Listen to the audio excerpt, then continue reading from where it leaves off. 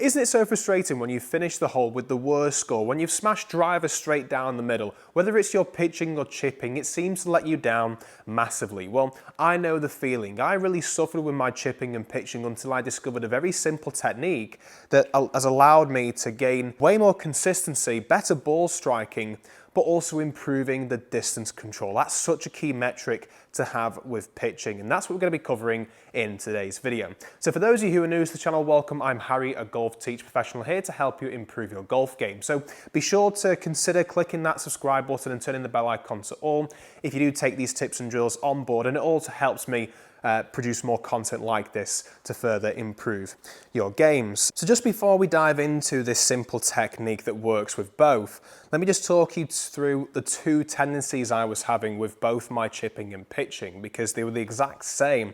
I just didn't realize because I was noticing two completely different outcomes of shots. So to begin with the pitching then, what I would do from around this sort of distance here, 100 yards, maybe a bit closer, a bit further away, but around that 60 to 120 mark, I would take something like a pitching wedge, because I would find that if I committed to a full lob wedge, it would just go too high up in the air and not really go anywhere near the hole, especially if there was a little bit of wind. I'd have no chance of controlling the pitch shots that I was playing. So what I would do is I would take a pitching wedge from around this sort of distance, take a narrower stance, but as soon as I start the golf swing, what I wasn't realizing I was doing was I was closing the face down an awful lot as I made my way into the takeaway. And then bringing this up into what should have been half a swing, I started to notice that my body was stopping and my arms kept going almost into a full backswing. So when I filmed myself, I noticed a lot of disconnection between both of my arms and the body. And in pitching especially, but as well as chipping, we want a very much connected motion, swing back and forth, which I didn't have at the time. I was taking the club back on the inside a little bit, closing the face down, and then stopping my body turn, but allowing my arms to continue up to the top. So subconsciously, as soon as I make my way into the downswing, I've turned the body a little bit, and then I've gone, I need to slow down. So I'd literally stop at the golf ball. And that was causing them to go too far left now and again, just due to the club face closing down an awful lot. And I'll also get the chunky motion just before the golf ball, and sometimes those thinned outcomes as well, which weren't great from such a short distance. And then when it came to chipping from this sort of distance around the 20 to 30 yards out mark, or even closer to the green, what I was finding was that I was doing the same motion. So I noticed there was a complete different outcome. I was fatting the ball sometimes, but I was getting the thin shot in particular quite a lot. But I didn't realize it was just because I was closing the face down too much and getting this disconnection in the backswing. So what I would do from there is take that big backswing too much again and then slow down, and then end up fatting the golf ball and thinning the golf ball. And the two things were all to do with closing the face down, because when we close the face down too much, you can see the way my wrist is set here. This is great if you're looking for more compression in a full golf shot.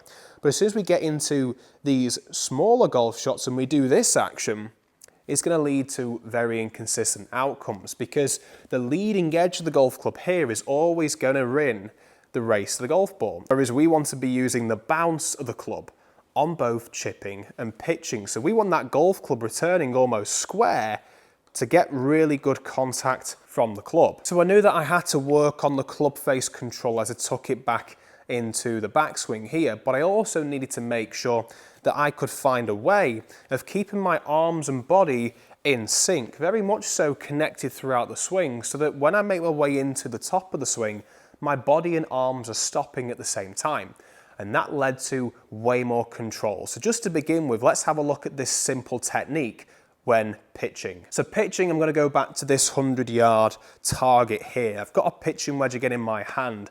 And what I started off with trying to work on controlling those two aspects in my game was, first off, just ensuring that I was keeping my arms and body more connected. And how I did this was I imagined that I had two towels underneath both of my armpits, so that as I made my way into the top of the swing, I was literally feeling like I'm squeezing my arms into my body, just like this here. But you can see when I make my swing up to the top, it's way more connected to the body. There's no disconnection, flaring of both of the arms. as I make a way up into the top of the swing. So as soon as I did this, I could feel the restriction of, oh, well, this is stopping me now from taking the club too far up to the top. So I could then commit to that action on the way through. And as I was just focusing on keeping my arms a bit more tucked in, I still found now and again the shots would pull too far to the left. So I checked on the videos and I noticed the club was going a little bit closed, but in particular, as I made my way through, my arms would begin to flare out on the way through.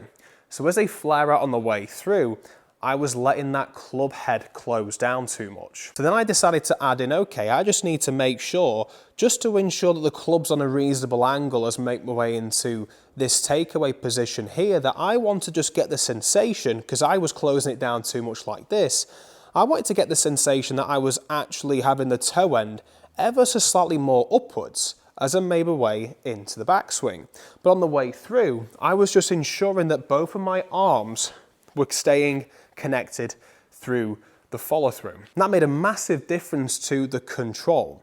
So what I did was I just ensured that my stance was narrower than shoulder width apart. I had a little bit more weight onto the left side, keeping the face nice and square at the address position, arms staying tucked in.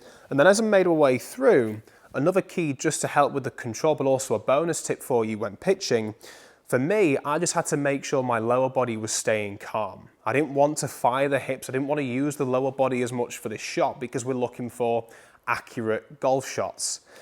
So with this, I was just feeling like on a couple of pitch shots, as I was getting used to this, that I was keeping my right heel down for longer. Eventually, it's going to want to lift up, but we don't want it firing through like this. So just feeling that motion there. I had the takeaway sorted pretty much as soon as I started working more on keeping the arms tucked in, because that just allowed me to do that more.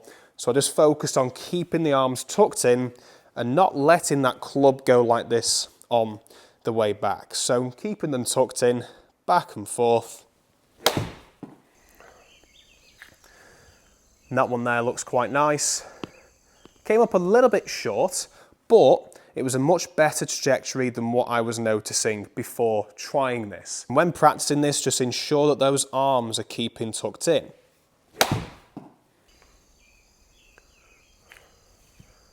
There you go, that one's a little bit more.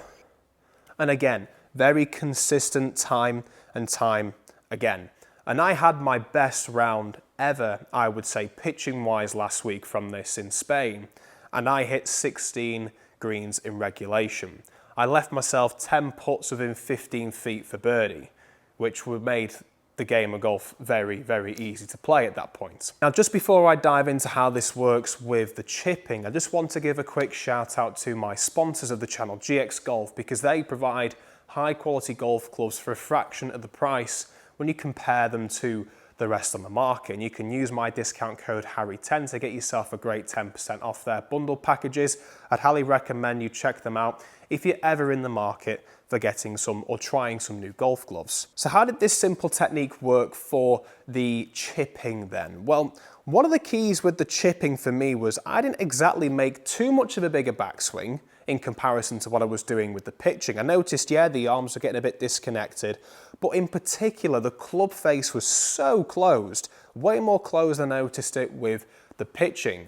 So that was one of the main causes of this thinned and also duffed outcome now and again, especially the thin one, just simply because when we keep the hands more ahead and we close the face on the way back more, as we approach the golf ball, the club is attacking the golf ball like this, the club head itself. And the leading edge, if you don't time that quite right, you're going to have two inconsistent outcomes, the thinned or the duff shot. But because the club's so de-lofted like this, it's going to go way too far anyway. So what I had to make sure I was doing was, as I took the club back, for me, the feeling was to have the GX logo facing away from me. And yes, that's allowing that club head to open up. And I talk a lot about trying to keep the club a bit more closed to help with the compression on longer golf shots. But for chipping, we want to be allowing that club to rotate open a little bit. For me in particular, I had to make sure I was doing this because I exaggerated this too much for chipping. And what that allowed me to do was that if I just allowed that angle to come through the golf ball with the club head itself here facing more towards the sky, as opposed to closing down like this here, it made it so much easier to get the club returning to where the golf ball was and using the bounce of the club, making contact with the ground using the bounce of the club here, the sole, as opposed to the leading edge. Making contact with the sole produces that bouncy effect, just skimming the grass like this here, as opposed to closing the face and then digging into the ground. So just to help me work on opening up the club face a little bit more on the way back, I actually took my right hand and placed it more underneath the grip like this here, very much so like a strong grip. And what that allowed me to do was really open that face up on the way through, and then I'd have to hold that angle as I made my way through to finish. I just practiced making a few swings, chip shots, just getting used to that. And that just allowed me to get a good sensation of opening up the club face a little bit more as I made my way into the backswing.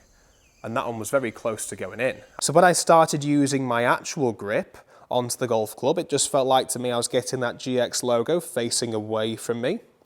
But I was just ensuring that my arms are staying tucked in. I'm just rotating. If I was rotating the upper body, but I was keeping the lower body switched off. So a lot narrower stance in comparison to the chip shots, still keeping it in the middle of the stance. Pitch shots was the same, middle of the stance. And I'm just ensuring that I was opening up the face and allowing the club to release on the way through. None of this hold off malarkey like this, just allowing the club to open and then release through to this point here.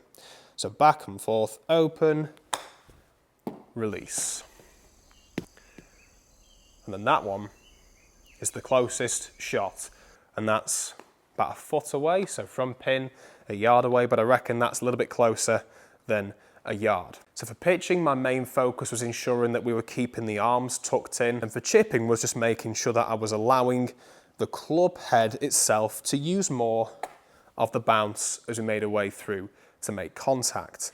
So if you've enjoyed this video and would like to see more, be sure to comment down below as we can have a look at doing a part 2 on this topic to help you further improve your chipping and pitching. I am looking to do more chipping and pitching videos in the near future, so if you want me to teach you anything regarding those two topics, do comment down below with what you would like to see next. Be sure to hit the subscribe button as this helps me grow the channel and community and post more content like this. And why not check out this video in the meantime, as YouTube thinks this video is the best one for you to watch next. Thanks for watching, and we'll see you over there.